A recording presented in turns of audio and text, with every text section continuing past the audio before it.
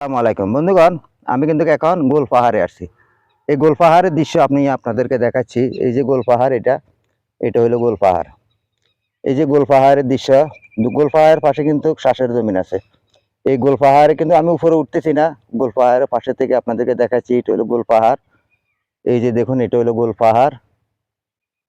গোল পাহাড়ের পাশে এখানে শ্বাসের জমিন, এখানে কৃষকেরা চাষাবাদ করে, প্রচুর ধান এখানে পাওয়া যায়।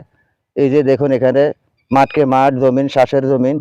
এই যে এখানে সবাই চাষাবাদ করতেছে, অনেক কৃষকেরা এখানে চাষাবাদ করতেছে। তাই আমি আপনাদেরকে দেখাচ্ছি। এই যে বিভিন্ন রকমের সবজি লাগাইলো এখানে।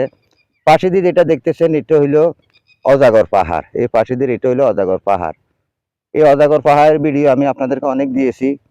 তারপরে আছে এখানে, এই যে এখানে যেটা দেখতেছেন, এটা হলো শিয়ালি পাহাড়। এটা হইলো শিয়ালি পাহাড়।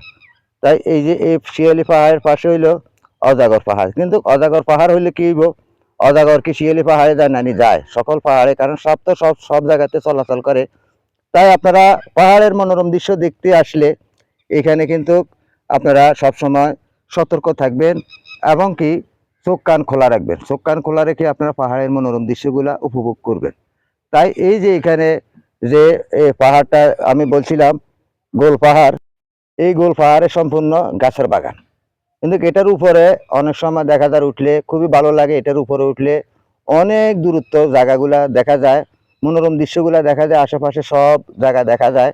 কারণ খুব উঁচু পাহাড়, এখানে উঠি আপনারা অনেক সময় অনেক কিছু দেখতে পারবেন, অনেক মনোরম দৃশ্য দেখতে পারবেন আশেপাশে। কারণ পাহাড়ের উপরে উঠলে অনেক দূরত্ব আপনি ফলো করতে পারবেন, সেখান থেকে আপনারা মনোরম দৃশ্যগুলো দেখতে পারবেন। তাই আপনারা অবশ্যই খোলা জায়গাতে এবং কি পাহাড়ে এসে মনোরম দৃশ্যগুলো দেখবেন। বন্দি অবস্থায়, শহরের মাধ্যমে বন্দি অবস্থায় থাকবেন না, খোলামেলা বাতাস নেবেন, মনোরম পরিবেশ দেখে এখানে কিছু সেলফি তুলে নেবেন কিংবা কিছু ভিডিও তৈরি করে নেবেন।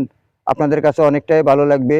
সকলকে সেই প্রত্যাশা জানিয়ে এখান থেকে বিদায় নিচ্ছি। আসসালামু আলাইকুম রহমতুল্লাহ অবরকাতুহু।